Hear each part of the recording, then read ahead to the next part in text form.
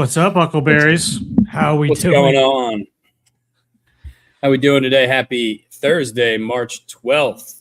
And welcome to the Gary Williams Stole My Lawn Furniture Program. We're minus one farm animal today, but that's all right. We got two more.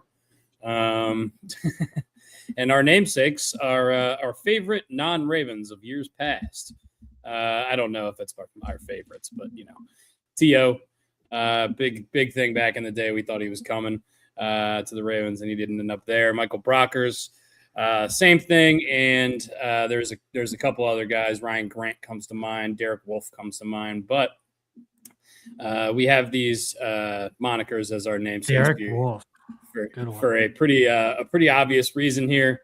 The Maxx Crosby trade that we were so joyously talking about on Tuesday's pod has been canceled.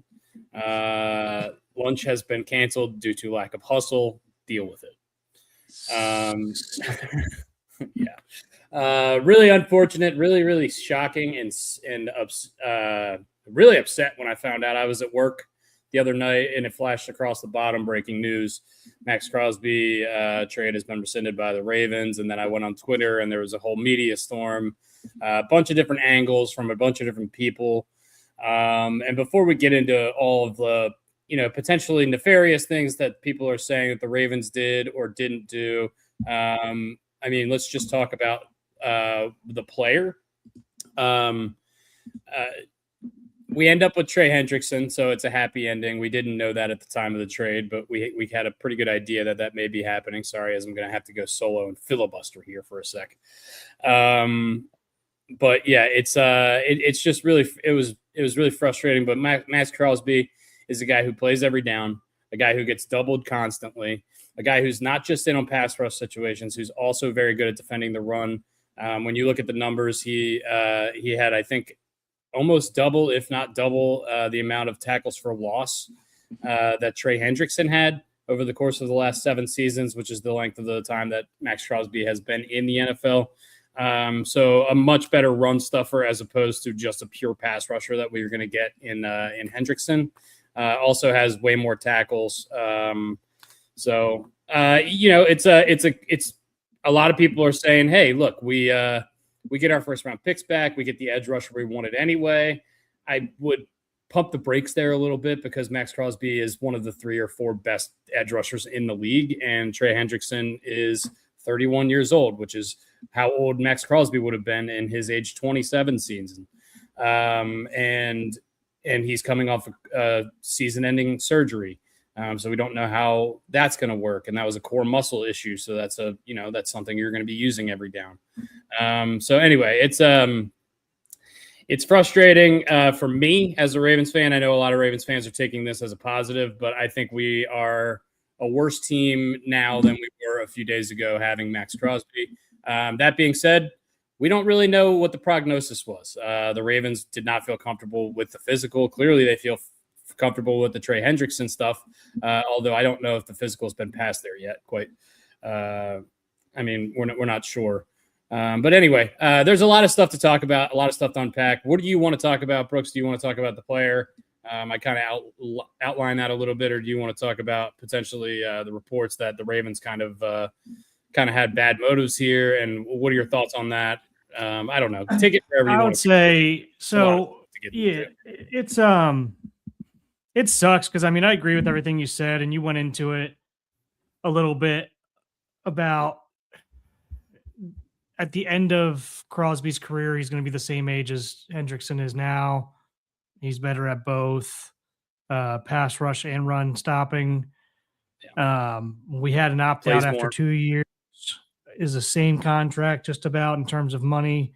We had an opt-out where we could, if something happened, get out of it. So that's the one thing I'm a little upset about. It's like if we were upset or if there was something going on in that physical that made you think that, like, okay, if we're going to invest in this guy for 4 years and we're worried he's not going to make it to 4 years because of something that's going on that, then we had the opt-out after 2 and not take a cap hit on it. So that bothers me a little bit. But again, we don't know what happened in that room. We don't know what's going on. we don't know the details of the Hendrickson contract yet either. We don't know if this could be one of those 4 years, $100 million deals that has $60 million guaranteed. That could just really be a 2-year, $60 million deal. We don't know how the money is allocated yet. So once we find that out, maybe we'll have a little bit more clarity here. So I just wanted to point that out anyway. Keep going. Sorry. Yeah, and I agree with you. And it's just, yeah, it's frustrating, but and a lot of people are saying, oh, we ruined our image with a lot of other people in the league. I don't give a fuck about that. I think people know the Ravens well enough, and I've worked with the Ravens enough to know that we're a stand-up organization, and whatever happened was for the best of the franchise. It's rare that you have the Raiders coming out smelling like roses out of something in recent history. So, but yeah, I'm disappointed, upset. It would have been really cool that Trey Hendrickson and Maxx Crosby could have been on the same defensive line. It sounds like it was sold to Hendrickson that way. Who knows if that's true or not? But yeah, it sucks. Maybe something else came in to where they're getting close on a deal that they need those first round picks for. I don't know. Did they get cold feet and saw everybody not taking the offers that they sent out to their guys to resign, and people go elsewhere? Maybe. I don't know. It's hard to say. And again, they're never going to share what happened in the physical because, I mean, that would be a HIPAA violation. And Crosby's obviously not going to come out and say anything. Neither is his agent. So, yeah. So one thing I did want to bring up, I think it's kind of funny that people go to the team doctor for the Cowboys to get either second opinions or surgeries done on their knee. I know he's like the top of the top, but that just kind of feels shady. You know what I mean? I don't know. Feels like something shady could happen there. The first thing I saw yesterday when I woke up was the news. I woke up basically around 9 o'clock. I think it was the news had just broken maybe 10 minutes before about Trey Hendrickson joining the Ravens. And my first thought was, okay, this is what everybody was saying on Twitter last night. This is a very, very shady thing for the Ravens to do. And I still kind of feel like they're not telling us the whole truth. I think the thing, like you just mentioned about potentially having Crosby and Hendrickson both playing on the team, I don't think that was ever even in question. I don't think that was ever going to happen. I think that's kind of the Ravens spinning this in their favor. I don't know that. There's no way I can know that. I just think it's kind of bullshit, honestly. I don't know why the Ravens allowed the Raiders to get out ahead of them with the social media post, or basically letting it be known that the first thing that was said about the trade was that the Ravens basically pulled out. So all the negative PR immediately goes to the Ravens. And I think yesterday was a little bit more about trying to save face. In my opinion, I don't know. We've never traded 2 first-round picks in the history of our organization for one player. The history of the NFL says that, trading 2 first-round picks for a player usually doesn't really go all that well. I think Khalil Mack was probably one of the bigger successes with Chicago. And again, that didn't bring them a championship. Maybe you can say Matthew Stafford, but, Goff is in that trade as well. So that's a part of it that you're going to have to discuss. But straight up two first rounders for a player, it's just the history of it is it's usually it doesn't work out well for the team trading for that player. And so maybe I'm a little bit less upset than I was yesterday. I still think that we're not as good. I think the player is a little bit older. He's a little bit worse. He plays a little bit less. He's a little bit less consistent. And I just I don't know. I'm struggling. I'm struggling with this. I was super mega negative Ravens fan yesterday, and I'm usually leaning on the side of positive. Like, hey, trust this organization. We've been good for a long time. And yesterday, I don't know. I kind of soured on it a little bit. It felt to me like we got cold feet. The more information that comes out, maybe it's seeming like that a little bit less. But it's frustrating because I just. Once again, I think Maxx Crosby is one of those guys that's just a stud.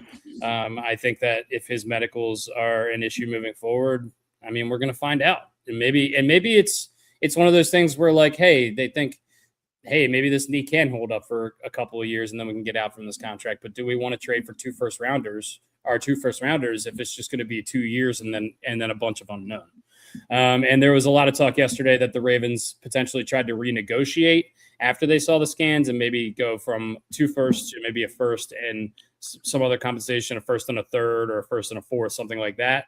And the Raiders were just like, no, fuck that. You already agreed to 2 firsts. And the Ravens were like, well, no, fuck you, because we're not going to trade 2 first rounders for a guy that we don't like the medical on. So I don't know. There's a lot of moving parts here. I mean, maybe the Raiders weren't as forthcoming as about something. I mean, there's a whole lot here that we just don't know. Yeah. And probably we'll never know. But the story's not going anywhere. It's not like the Ravens can get investigated for this because technically they didn't do anything wrong. It's just bad optics at this point. And it sucks. I mean, but you have to, if that's what the doctors actually said, I mean, you kind of gotta roll with it.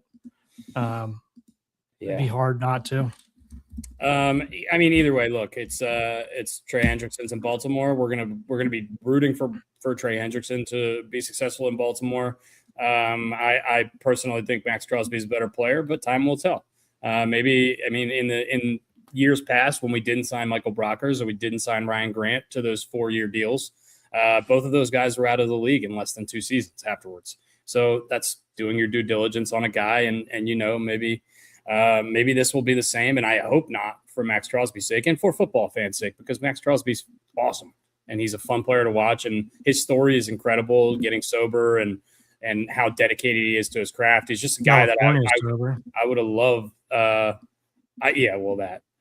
I would have loved having that kind of guy in our locker room and that kind of mentality in our locker room. But we pivoted. We basically give the exact same contract, it seems, to Trey Hendrickson. We'll see if we're able to get out of it after 2 years, like we would have been with the Crosby deal. And I'm sure they probably structured it that way based on his age, being 31 and going to be close to 32 when the season starts. We do get a pass rusher to add to our team. But I don't know. I'm still sour. I'm pretty sour about this whole situation, if you can't tell. So trying to be realistic. But yeah, I mean, you don't know who's right and who's wrong. Like, there's a very good chance that you just pissed off Maxx Crosby and he goes out and dominates next year, which I fully expect him to do and hope he does. But if I'm the Bengals, I'm saying I'll give you 2 first rounders so he gets to play against the Ravens now twice a year and be pissed at him. I mean, that's my thought process. If I'm on the Bengals, I don't know what their draft capital and everything like that looks like, but it sucks. But hopefully it's the right decision. I mean, at this point we have to trust it, but doesn't mean we can't be disappointed. All we can do at this point is trust the organization, which is, for a really long time, we've been one of the best organizations in the NFL. And I don't know, there's been a lot of chatter in the last couple of years about EDC. Similarly, there's been a lot of chatter about Mike Elias on the Orioles side of things. And I think that is incredibly unfounded. And for the most part, I think the EDC stuff is pretty unfounded as well. But you give up 2 first-round picks, that's like everyone's like, oh, we get our first-round pick back. It's just like, yeah, but we got number 14 in a draft that's, not exactly riddled with talent, and our biggest glaring need is offensive line, and there's no good offensive linemen in this class. So I don't know. It's annoying, and also I want to, like, the swinging doors of free agency are so different because the Cowboys pivot off the Crosby deal because we outbid them and go to Rashawn Gary. And apparently now it's come out that the Cowboys had bad medical, had a bad medical report on Maxx Crosby as well. And now it seems Maxx Crosby tweeted earlier or put on his Instagram or whatever he did. I don't know, some sort of social media. He said, everything happens for a reason. Believe nothing you hear and half of what you see. I'm a Raider. I'm back. Run that shit is what he tweeted. I mean, for all intents and purposes, that to me, that means Maxx Crosby is going to be a Raider this upcoming season. And does that mean that no team is going to offer those 2 first-round picks for him?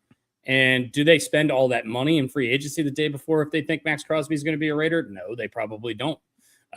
So I think it swings a lot of doors a lot of different ways. I think Rashawn Gary could have been on a different team. I think Linderbaum could have potentially ended up back with the Ravens. The reports are we offered Linderbaum 4 years, $88 million, which would have been $4 million above what Creed Humphrey got last year per year annually. So and more money overall than he got from the Raiders. But that one last year gives you more flexibility. You can hit free agency one more time before you turn 30 if you're Tyler Linderbaum. So I don't know. It's a lot of moving parts. I think a lot of this free agency could have looked a little bit different if this trade didn't happen and then fall through after the first day frenzy.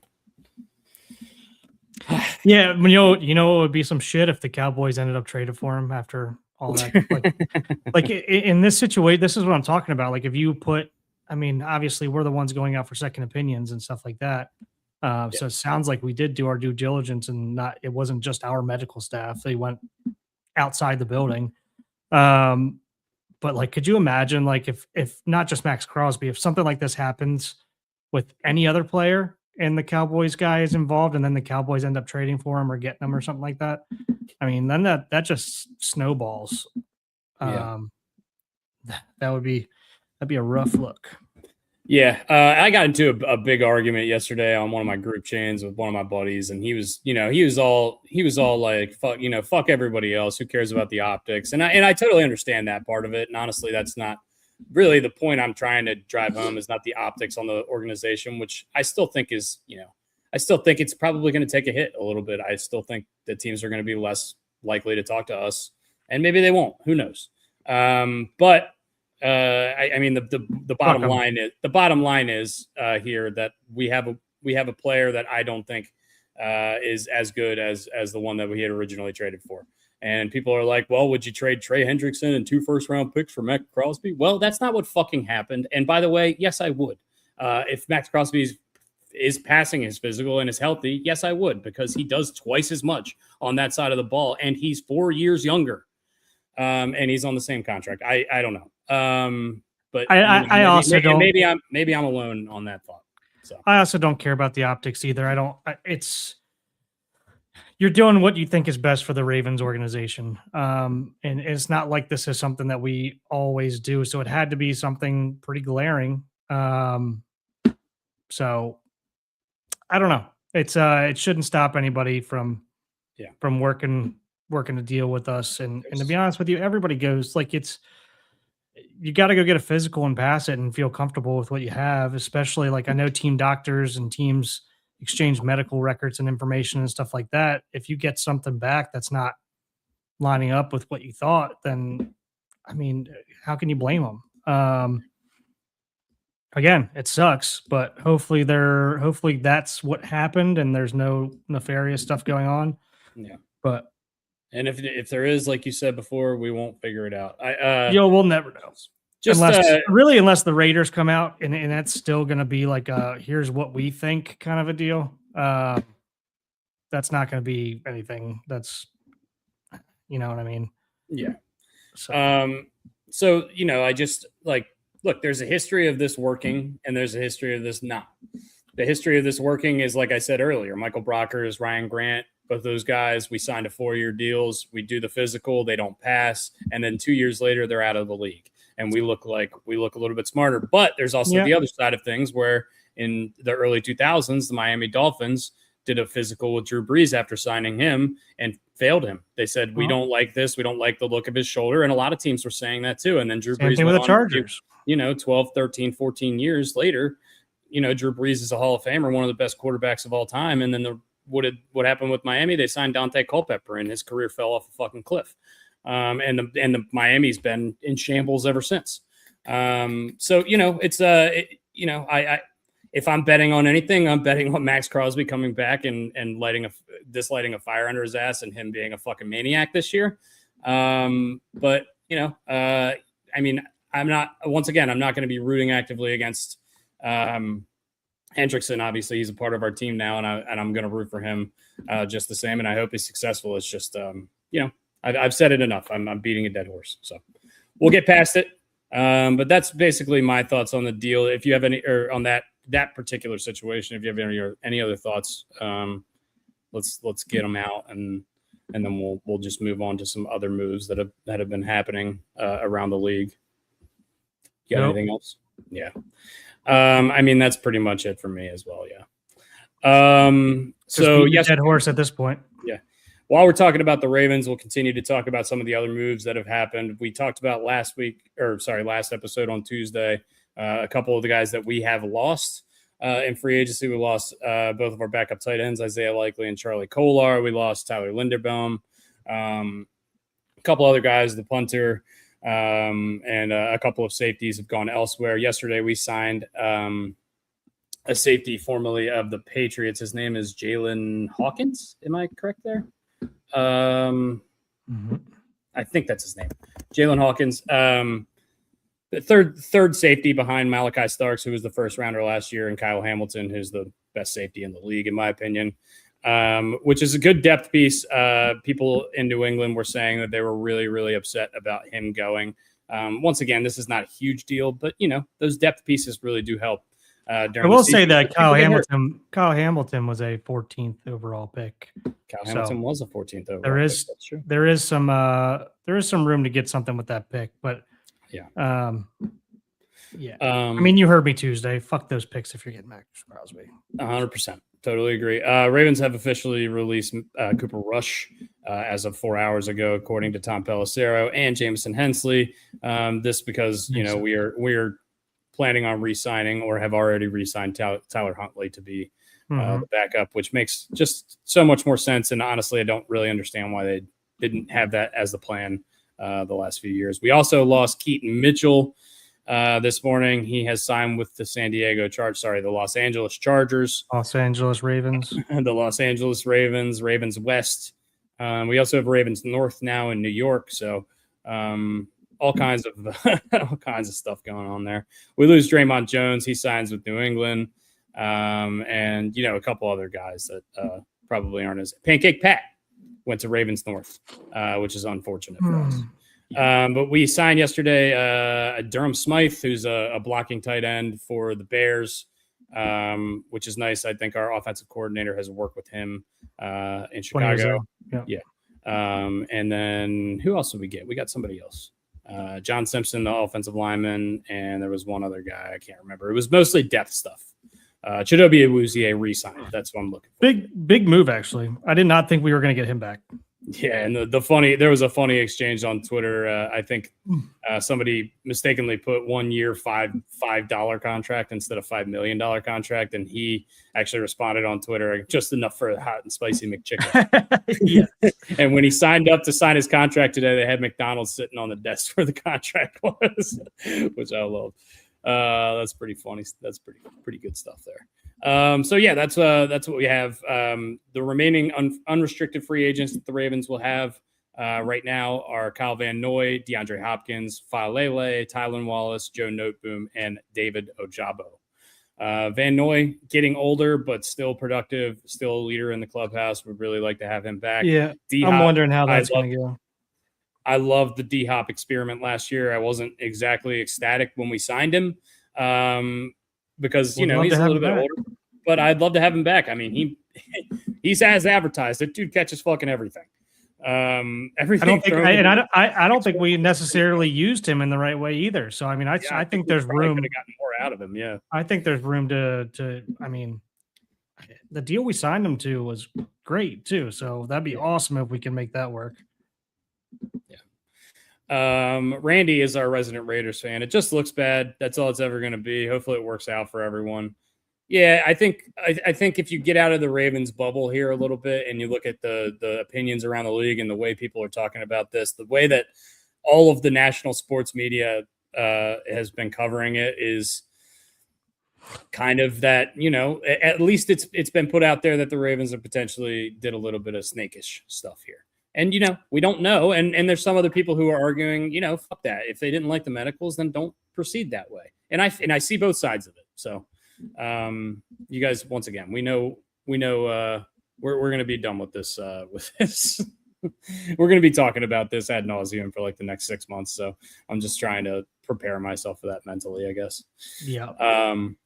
But anyway, any other really, really big moves in the NFL that have happened since the other day that we have not talked about as of yet? I want to. I'm sure there is, because this has been nuts. Yeah. Aaron Jones restructures the OA stuff we already knew about. Romeo Dobbs, I believe, happened after our pod last week, and so did Daniel Jones. Let's talk about those two things. Romeo Dobbs first gets a 4-year, $70 million deal with the New England Patriots, and a really, really weak free agency for NFL receiving. I would say Alec Pierce getting $114 million kind of tells you the tale of free agency for the NFL this year. Everybody is looking for that, that explosive wideout, and it just wasn't on the market this year, at least not in free agency. Maybe in trades you'll be able to find some more guys, but not a lot of really top-end receiving talent. Romeo Dobbs, a guy who I think is, probably a decent number 2. Definitely not a number 1. You're paying him 4 years, 70, so 15, 20 million a year. That makes sense to me. It makes a hell of a lot more sense than the Alec Pierce contract to me. But if you're the Patriots, you want to go out and get Drake May, a legitimate number 1 weapon, and I just don't think they have it. Kayshon Boutte is not that. Romeo Dobbs, I don't think is that. They lose Stephon Diggs, who they cut because of salary cap reasons. I understand that. I don't know. I feel like if you're the Patriots, if you're a Patriots fan, you probably, leave this deal wanting a little bit more. But, I mean, what are the Patriots going to do? There's not really anything out there. Oh, they brought in Byard, too. Kevin Byard? Byard, yeah. Yeah, he's had a nice season last year. I mean, I know he's getting older. Yeah. He still had a nice season with the Colts last year. Yeah. So what are your thoughts on Dobbs? Do you agree with me? Just kind of a number 2, like, I mean, he could be a number 2, number 3. Yeah. Right. And the Packers are just locked in with like 100 number 2s. They don't have any number 1s.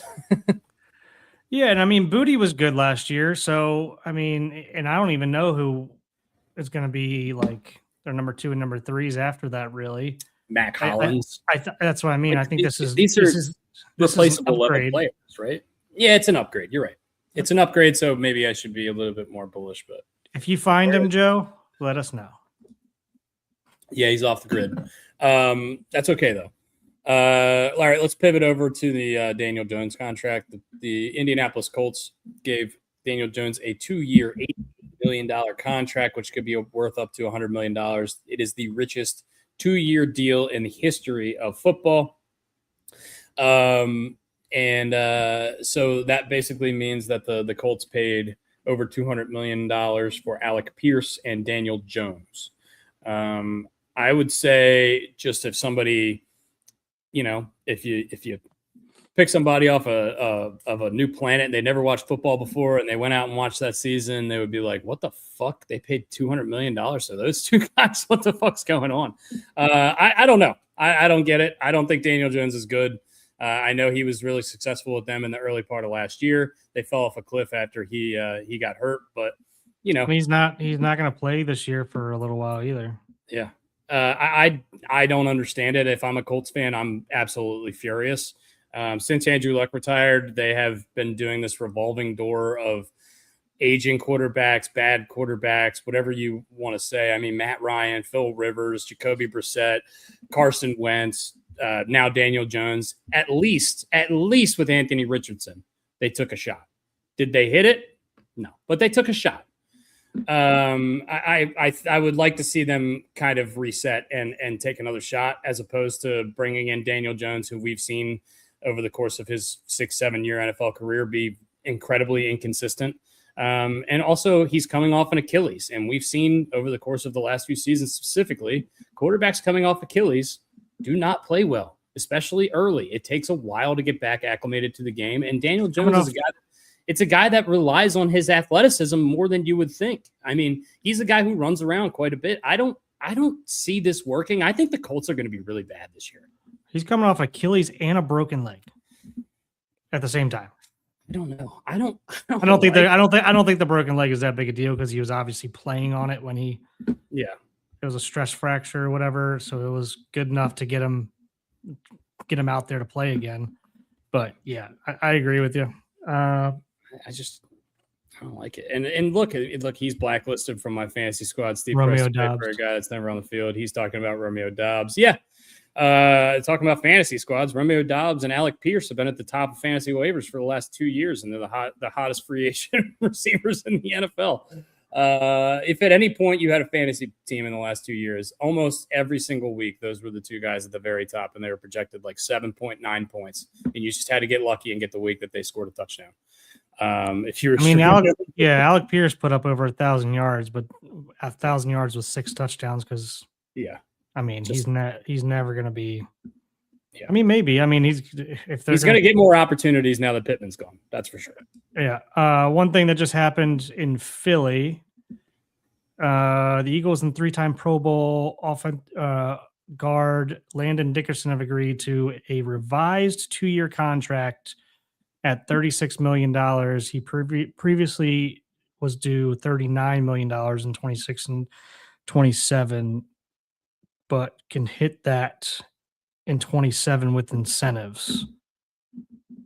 So they freed up a little cap space. Freed up a little cap space, locked down your guy for a little bit longer, right? Similarly, just happened a couple hours ago in Cincinnati. Orlando Brown, former Raven great, signed a 2-year extension with the Bengals to keep him locked in there for a couple extra years. He actually negotiated that deal himself. So he's not going to be paying that to an agent. Good for him. Former Raven great, guy who probably would still be on the Ravens if he just wanted to play right tackle, but he didn't. So there's that. And then Cleveland Browns signed both Elton Jenkins and Tevin Jenkins, I believe, to their offensive line, in this offseason, to bolster up that O-line. And I was looking at, they came out with the NFL over-unders for win totals this year.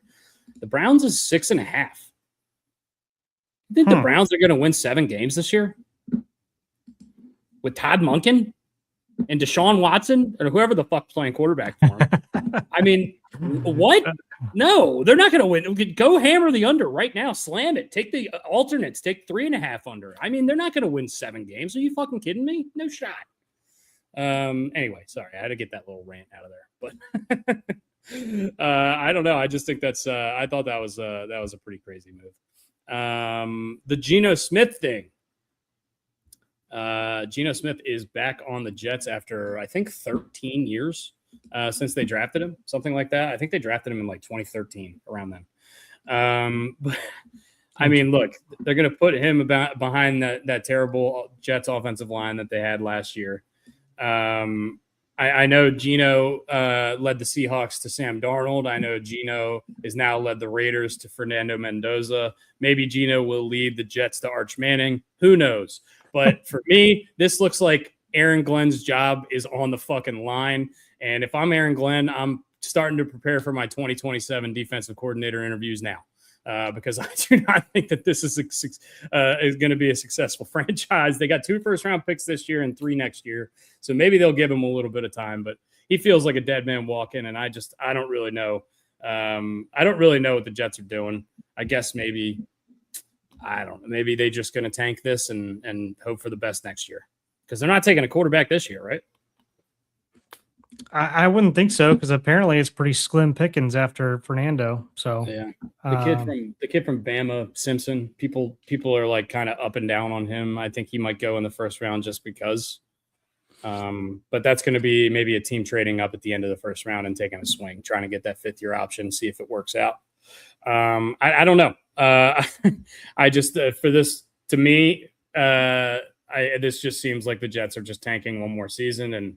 That's pretty much been the story of the franchise most of my life, other than those 2 Sanchez years that they went back-to-back AFC championship games. Pretty crazy.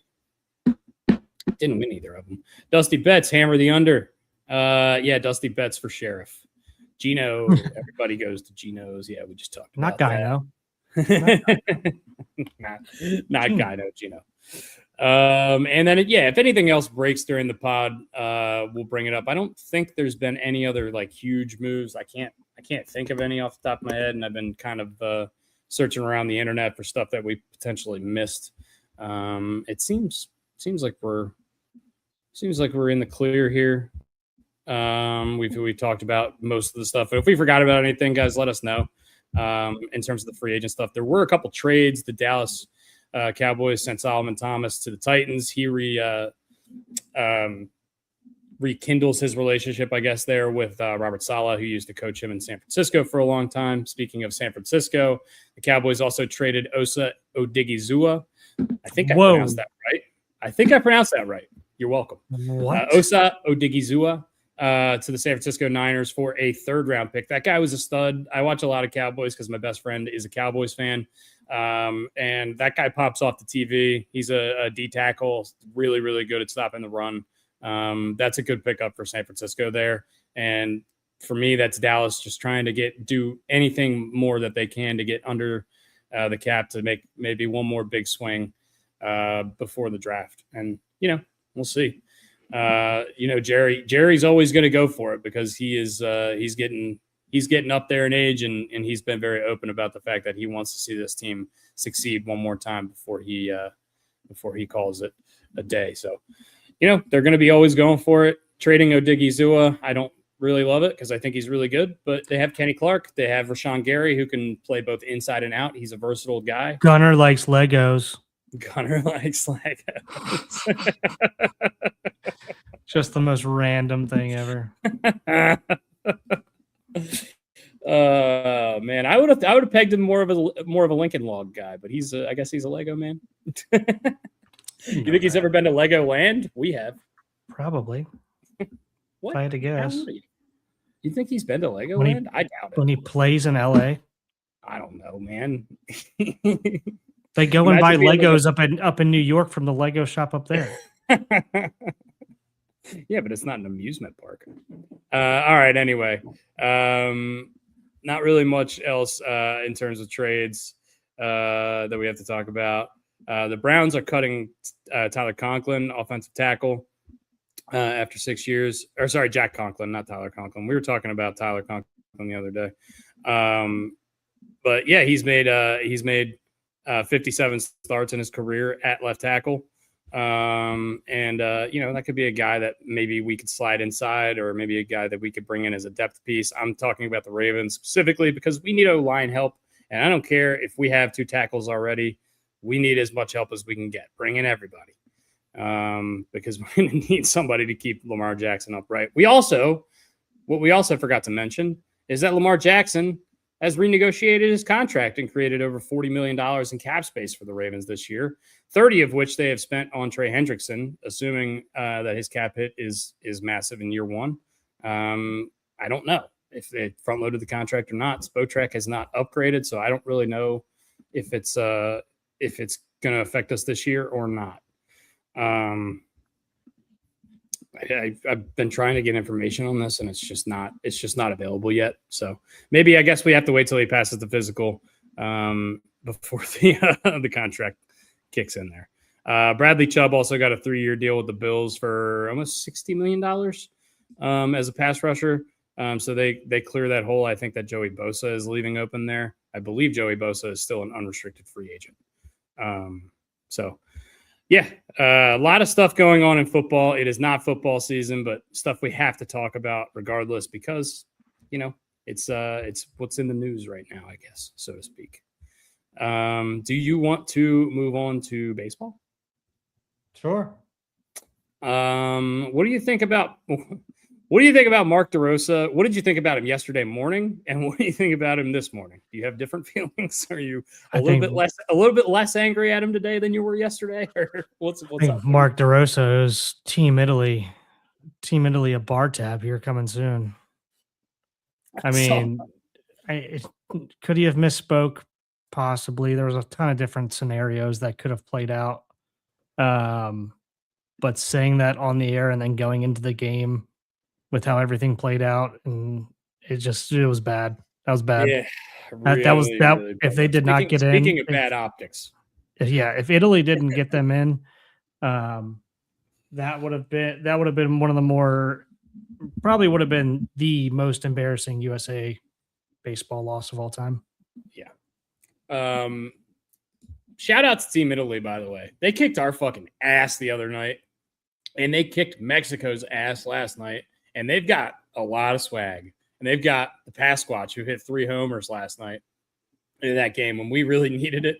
I love that they put a mic in front of him after the game, and he was like, "I'm beamed up right now. I'm all kinds of caffeinated. You guys are welcome, U.S." Something like that. He said something to that effect. I'm paraphrasing, but it was fucking hilarious. But yeah, back to Mark DeRosa. Yeah, I mean, you can't help but make it look bad. Every sports media outlet picked it up. Everybody was talking about it, and it makes him look a lot less knowledgeable. And it makes me look a little bit less knowledgeable because he's the guy I thought that the Orioles should hire as their new head coach. But maybe there is something to having coaching experience in the bigs. And I'm certainly happy with where we ended up with Alvarez. But yeah, it was an ugly game the other night against Italy. I mean, we just couldn't get anything going. I think we talked about it already, but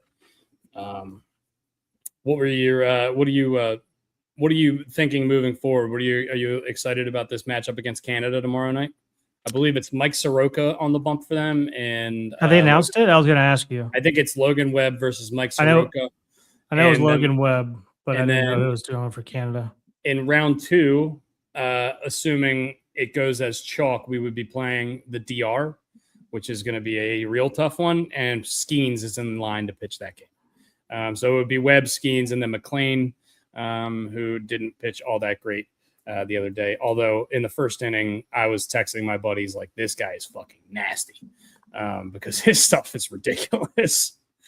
But yeah, I mean, Mike Soroka, a guy I'm definitely familiar with, a guy a guy's name I'm familiar with. I think he pitched for the Nats and the Reds, if I'm not mistaken. But I don't really know. Have you ever seen him pitch? Soroka? Yeah. Rookie? Yeah, and honestly, Team Canada is pretty good. Or at least they're playing well. They shouldn't match up, obviously, roster-wise, but with us not hitting as well the last game until later in the game, and it seems like Team Canada has been.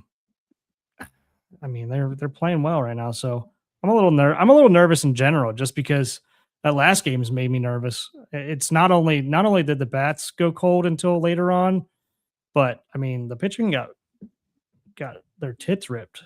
I mean, yeah. McLean didn't pitch all that well. The guys that came in afterwards didn't play all that well. I did see a tweet earlier. 3 guys have left the USA roster, and 3 guys are now on. I think Tim Hill was one of the guys that got added.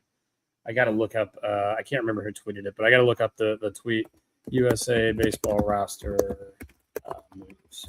But yeah, we have a couple guys out, a couple guys in. Most of them are bullpen arms, except for Skubal. Here it is. Skubal, Michael Waka, and Ryan Yarborough will report back to spring training with their teams.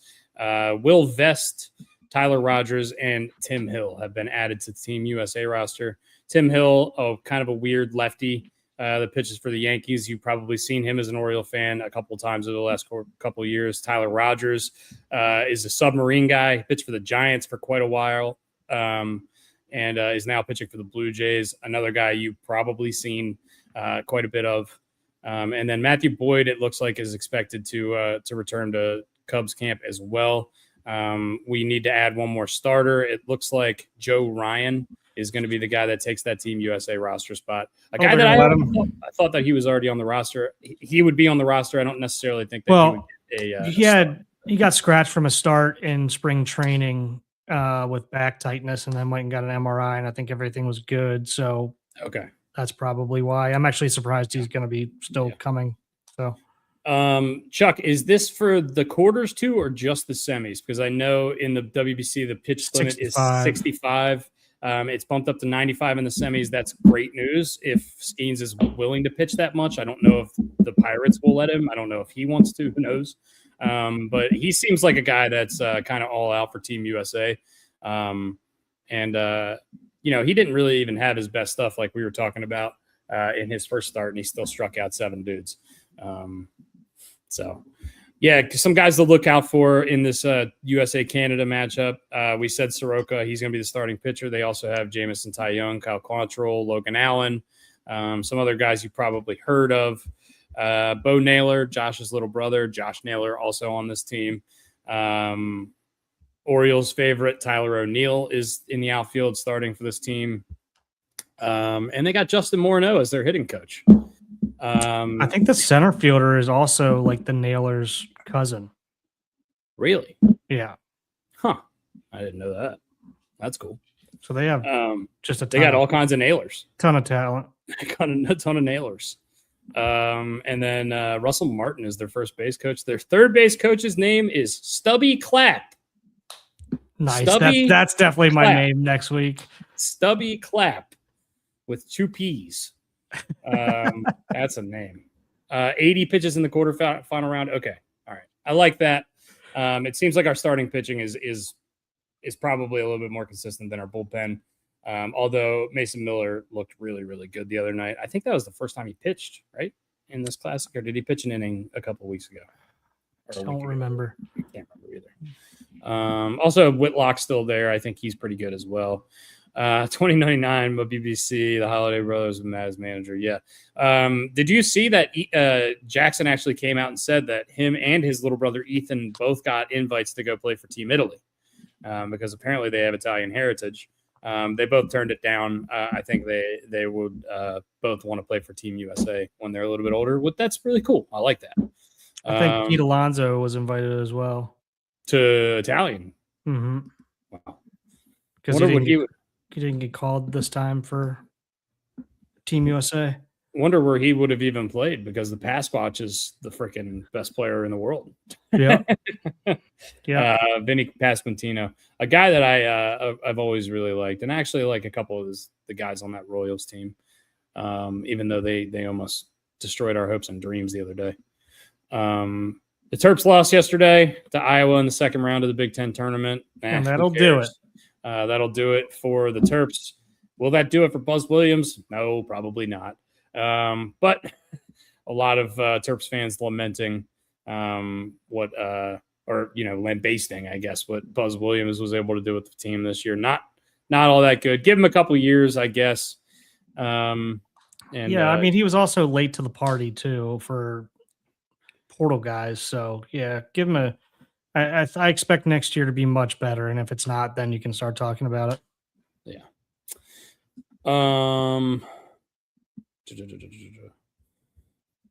Orioles news. I wanted to talk about Mountcastle. Yesterday, Mountcastle took a pitch off the hand in the game against the Pittsburgh Pirates, and he left.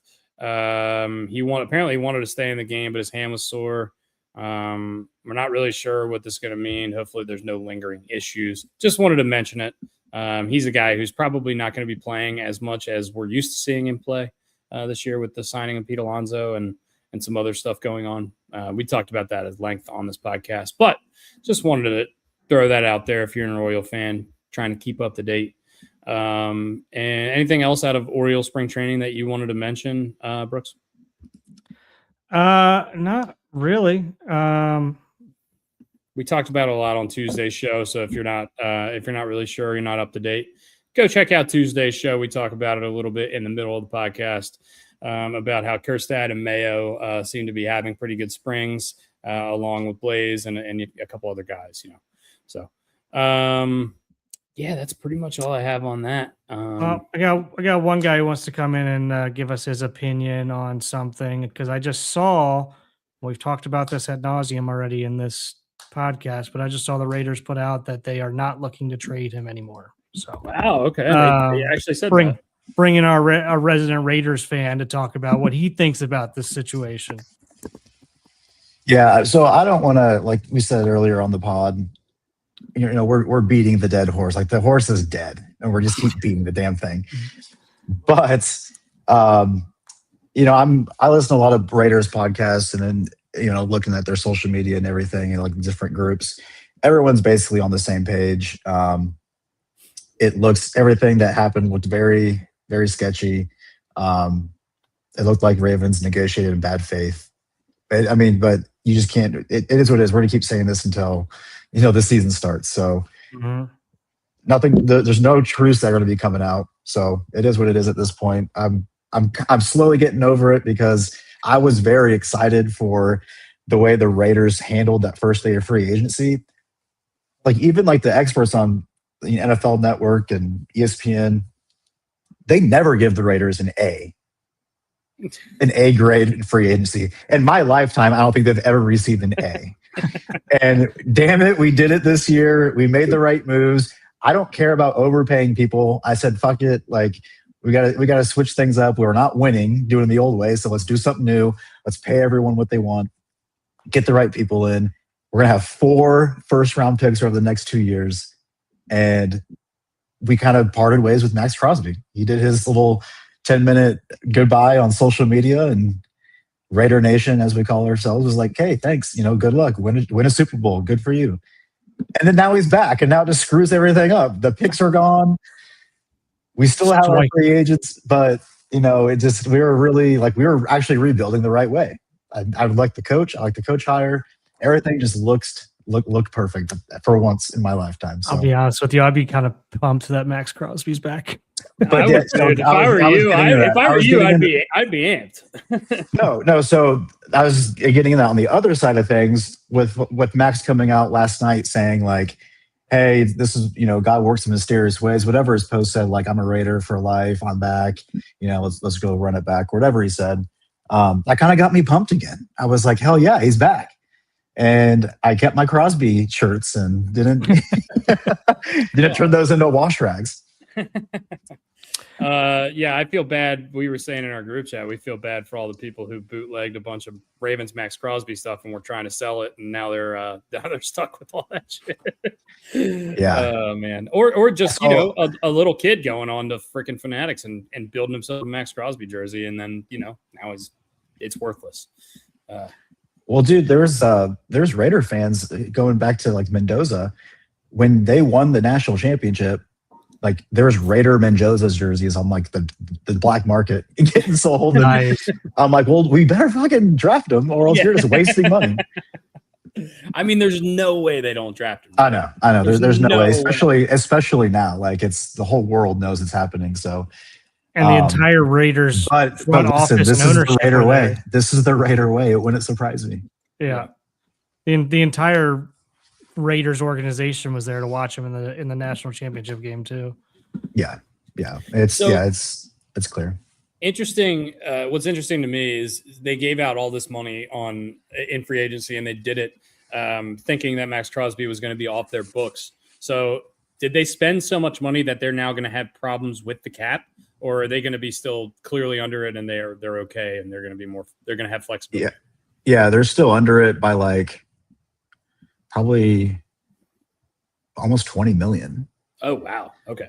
Yeah, so they could have done all the same moves and kept Maxx Crosby in the first place. Yeah. But Maxx, I think Maxx is probably happy now too. Like it was a totally different team when he got traded. Yeah. And now he's back, and he's like, "Oh shit, this doesn't look too bad over here." Yeah, I mean, for real. I mean, they picked up legit linebackers behind him. Nakobe Dean and Quay Walker are very good players. Quiddy Pay, good player. I mean, these are legitimate players, and their offense is going to improve with Linderbaum, and Mendoza is going to raise the ceiling immediately. Yeah. I mean, you need to still do some work on the O-line, but I said this on the podcast the other day. Every single year, there's a team that everyone thinks is going to come in last place in their division that ends up being really good and ends up making the playoffs. Why not the Raiders? Yeah, I mean, our division's tough already, but I think now we can compete. And it's funny. There's some lines going around in the Raider community. Obviously, we don't think we're going to win the Super Bowl. Like, we're not fucking delusional. Well, some people are. I'm not.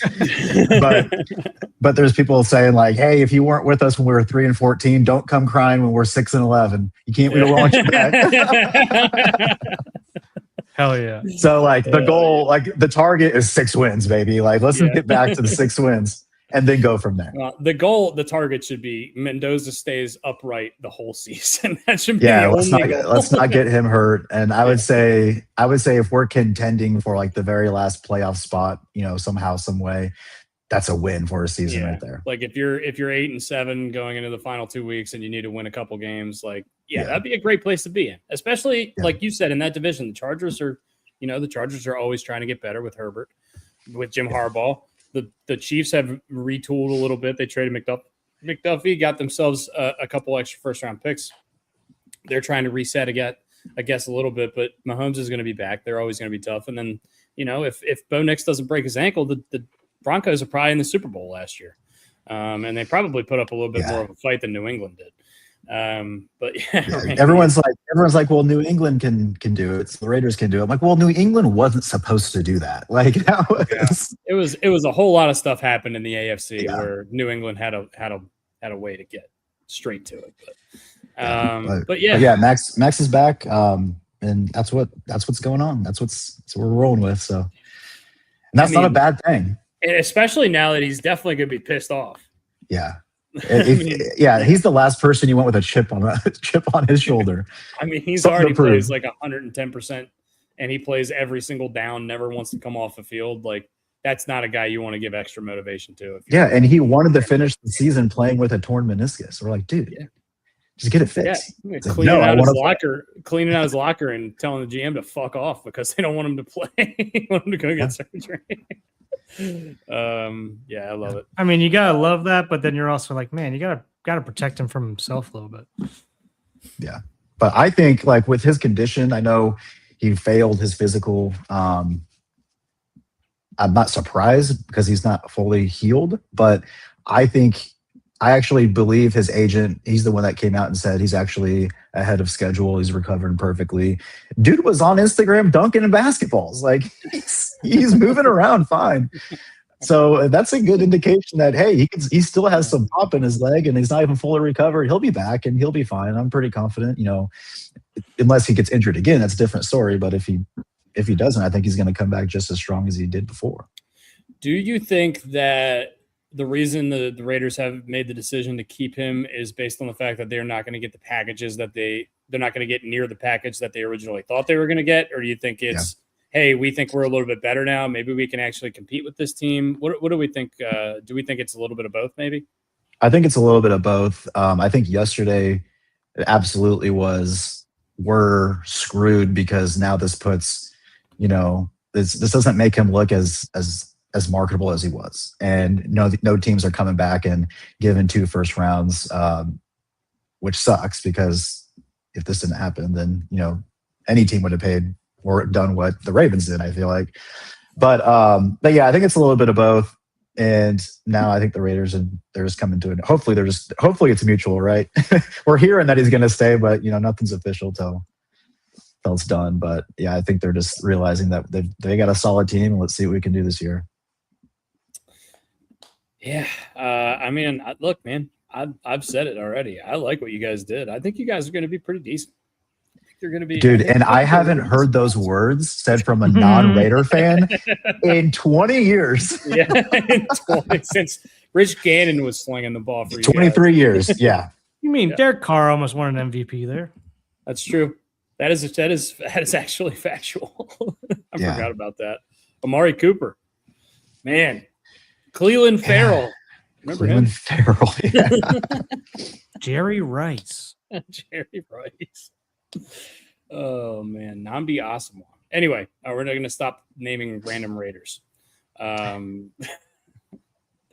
guys have any other – do you want to talk about anything else, Randy, football-wise? Do you have any thoughts on the Daniel Jones $100 million contract? You live in Indy. I think it's silly. I mean, I'm not a Colts fan. So I have no feelings towards it other than like, that was stupid. And dude, Chris Ballard, he is, I don't know what, like he's sucking off water, dude. He walks on water. The guy's never going to lose his job. I don't know if you guys saw my comment before, but they needed to get Arch Manning. That would be like the perfect story for them. And Ballard then keeps another job, no matter how that goes, if Arch is good or bad in the NFL, just because Ballard got him on the team, job security for the rest of his life. Maybe they still can. Daniel Jones stinks. Well, that's true. They could still be really bad. Yeah, I don't know. But and and he's not going to play at the beginning of the year. And they already said they gave Anthony Richardson and his agent room to look for a trade. So they don't want him back. So who's going to start games for them if Daniel Jones isn't ready to start the year? That's what I'm also interested in. I just thought they were just going to roll with Riley Leonard. Isn't he still there? He's probably, yeah, he's on his rookie deal. So yuck.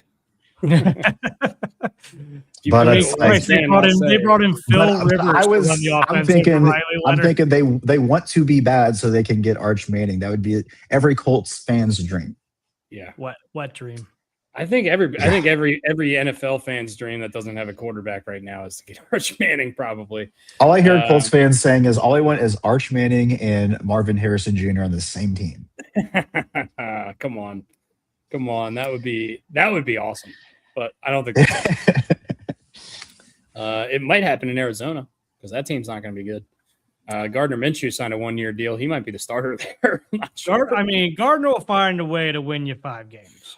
Gardner, former Raiders great. What was your former experience? Raiders great? Yeah.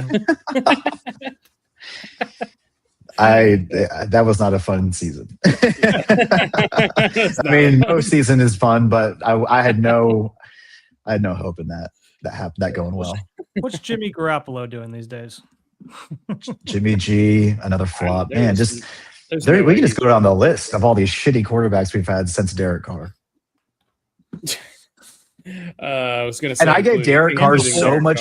I gave Derek Carr so much shit when towards the last 3 or 4 seasons. I'm like, dude, all you do is get us 8-8 at best. That's all you do. You can't, you make the playoffs once, you lose. I know he broke his leg, kind of changed him after that, but I gave him so much shit. I was like, you're not the guy, leave. And then since then, I'm like, I'm sorry, Derek Carr, for speaking so bad of you. I wish I had you back. Baby, come back. I miss when we had a chance to make the playoffs. That was so awesome.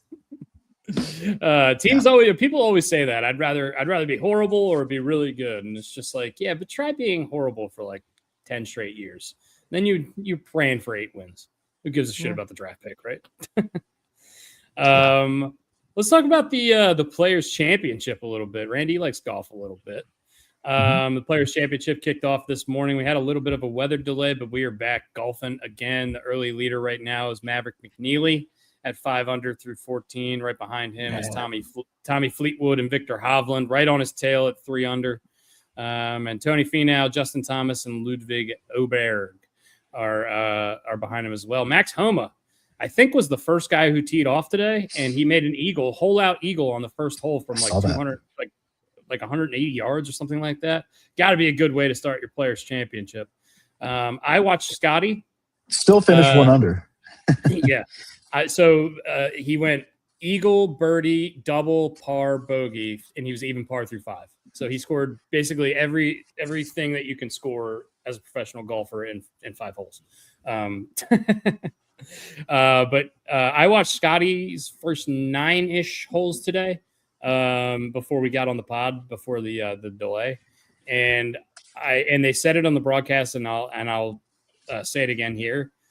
I cannot believe he was 1 under par. How bad he was hitting the ball. I've never, ever, ever, ever in my life seen Scotty Scheffler hit the ball that bad. He was blocking his tee shots 50 yards right. What's going on with the guy? 7 holes in a row. I don't know. It's and weird. One of them, he was on another tee box. He had to hit it over this tree. It couldn't have been more than 15 feet in front of him. And he had 140 yards of the hole. He put it to 20 feet and made birdie. It's ridiculous, but he's fighting. There's clearly something wrong with his golf swing, and he's even par right now. He's T18. He's right in it, and he's playing horribly. But he's by far the odds-on favorite to win every tournament he plays. I don't think he's finished outside of the top 20 in a year and a half, and he probably won't here. But it's some sort of weird disarray with his golf swing, and I don't like it this close to Augusta for him. Yeah, it's so weird seeing what he did last year and then seeing him just struggle. But the funny thing, but the crazy thing is, this is his struggle. Top 10s are his struggle. Top 20s are his struggle. I know. But yeah, I don't know what's going on with this swing. I think there was a couple tournaments ago they showed him on the range. He totally hosel rocketed off an iron, and I'm like, dude, what are you doing? Yeah. You were just dominating everyone. Just You're Scotty short. Scheffler. Yeah, and honestly, going back to the Ryder Cup, he didn't really play that well, surprisingly. I feel like it kind of started there, and haven't really seen the same Scotty since then. Yeah, it's He been played with weird. Bob Does Sports, and then everything came unraveled. There you go. Maybe FP beat him on a hole or something. Yeah, Rattled him. The story coming into the Players' Championship was that defending champion Rory McIlroy tweaked his back last week and had to withdraw, and was kind of a game time decision. He still hasn't teed off yet today. He's still saying he's a game time decision. He's supposed to tee off at 2:10. So we got a little over 50 minutes, 45 minutes, whatever, till he tees off. So we're going to find out. I would say if he gets through the first round, you're probably safe. He's probably going to play the whole tournament, but don't be shocked if he plays a couple holes and his back's not feeling up to it and he just WDs. We saw this morning on hole 2, a lot of people's picks to win. I think the second favorite behind Scotty, Colin Morikawa, with no prior injuries. He's been playing the best golf, some of the best golf of his career, at least the best golf he's played in several years. He gets onto the second tee box, takes a swing, grabs his back, and he withdrew on hole 2. And people on Colin Morikawa. And people on Twitter are not happy about it because he was, I think, used in 40% of DraftKings fantasy lineups, and they are not refunding any of those. I thought that should be a refund. Hole 2? Because he played a hole. If he would have withdrew before the tournament, then he doesn't count. But he played one hole. And people on Twitter are having a field day about that. There's nothing you can do. But also, I see DraftKings. If you bet on somebody, you're betting on somebody knowing that they could get hurt, right? Well, I know a bet's a bet, but I know like sometimes like in the NBA, like if a player gets injured in the first like 5 minutes or something, they'll refund. I feel like that's the same thing. Like hole 2 out of 72 holes. A lot of people mad about that. Yeah, that sucks for them. But it sucks for Colin Morikawa specifically because he won at Pebble a couple weeks ago. He's been playing really, really well the last few weeks, and it looked like he was getting back into form. Coming into major season, maybe could potentially add his first Players' Championship under his belt, and I'm sure he's incredibly frustrated that he's not able to tee it up for the rest of this tournament as well as he's been playing. But we've got a good top of the leaderboard. Russell Henley just made a birdie, so he's up there tied with Fleetwood and Hovland. He's a guy who's always around the hoop as well, and a guy who contended to win this tournament last year. Top 5, Tony Finau. Don't know what happened to him, but he was 5 under through like 8 holes. Now he's -2. He made 4 straight bogeys. Still -2. Can you imagine making 4 straight bogeys and still being tied for 5th? And then Justin Thomas, who was cut last week after shooting, I think 14 over in his first 2 rounds in his first tournament back from wrist surgery. He's having a good day. He's -2. Through 14 holes, and he looks pretty good. I was watching him earlier. He's playing with Scotty, so I was watching him hit the ball around a little bit, and his swing looks good. He's hitting the ball hard, so it seems like the wrist is better. Koepka's playing, Cantlay's playing. A lot of guys still teeing off, so stuff to watch here a little bit later in the day. As far as picks, a guy I really like coming into the tournament, Jake Knapp. He's +1 right now through 13, but just a guy who's probably got the smoothest golf swing since Freddie Couples, and has been on an absolute tear this year. I think I said on the podcast the other day, I don't think he's come outside of 11th place in any tournament this year. He's just been all around it. He's been hitting the ball incredibly well, and specifically this course rewards tee to green. You play tee to green with your ball striking, and Jake Knapp is #1 on tour this year from tee to green.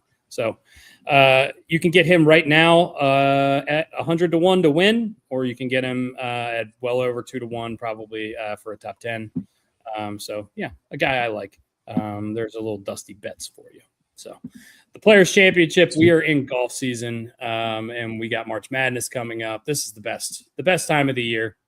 March Madness, opening day, WrestleMania, Masters. We got all kinds of stuff. Patios open, outdoor drinking. Patios are starting to open. Not today. It's 43. Not today. But it was end of the month. 65 and sunny this morning at 8 a.m. And right now it is 35 degrees and it's supposed to snow tonight. That was our day yesterday. Mm-hmm. So yeah, we're doing today what you did yesterday. Yeah. And it is. It I mean, rained. it's 40-mile-an-hour winds out. I had to take my flag down. I had to flip my patio furniture so it no, didn't not the blow away. flag. But yeah, dude, it's ugly in Ocean City today. But we've got Patty's Day weekend coming. Patty's Day is not till Tuesday, but in Ocean City, Patty's Day is the Saturday before the 17th. So St. Patrick's Day, for all intents and purposes, for me, is in 2 days. One of the busiest bar days of the year. So going to get our asses kicked, hopefully, a little bit. And it should be a good weekend. What do you guys have planned coming up? Anything Nothing. fun? I got nothing. Literally nothing. Just going to sit there? Yeah. I might. Just right there in that chair. Shit, I might change my clothes. But Arkansas, yeah, I don't have any plans. 82 degrees yesterday, 55 today. Looks like it's happening to the whole world, huh? 82 though. That was hot. Damn. Yeah.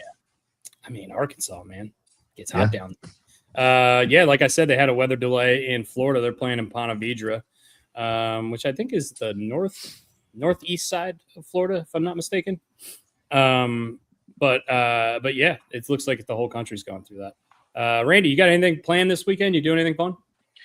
I might try to venture out Saturday, get a couple green beers down at the local lakeside restaurant. Hell yeah. Love that.